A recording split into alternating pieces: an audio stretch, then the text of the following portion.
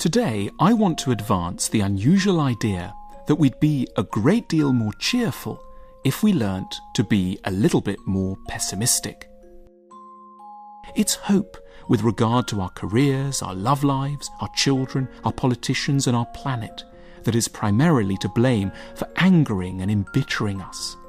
The incompatibility between the grandeur of our aspirations and the mean reality of our condition generates the violent disappointments which rack our days and etch themselves in lines of acrimony across our faces. Hence the relief which can explode into bursts of laughter when we finally come across an author generous enough to confirm that our very worst insights, far from being unique, are part of the common, inevitable reality of mankind. Of course, this is not a stance with which the modern world betrays much sympathy, for one of its dominant characteristics, and, in my opinion, its greatest flaw, is its optimism. Despite occasional moments of panic, most often connected to market crises, wars or pandemics, the secular contemporary world maintains an all but irrational devotion to a narrative of improvement.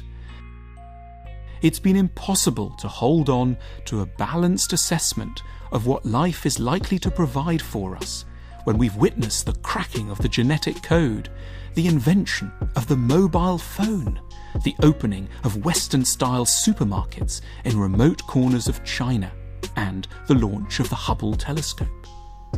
Yet, while it is undeniable that the scientific and economic trajectories of mankind have been pointed firmly in an upward direction for several centuries, you and I do not comprise mankind. None of us as individuals can dwell exclusively amidst the groundbreaking developments in genetics or telecommunications that lend our age its distinctive and buoyant prejudices. We may derive some benefit from the availability of hot baths and computer chips, but our lives are in the end no less subject to accident, frustrated ambition, heartbreak, jealousy, anxiety, or death than were those of our medieval forebears. The benefits of a philosophy of pessimism are to be seen in particular in relation to love. Why can't you be more perfect? This is the incensed question that lurks beneath a majority of secular arguments. In their efforts to keep us from hurling our curdled dreams at one another, religions have the good sense to provide us with angels to worship and lovers to tolerate. A pessimistic worldview does not have to entail a life stripped of joy.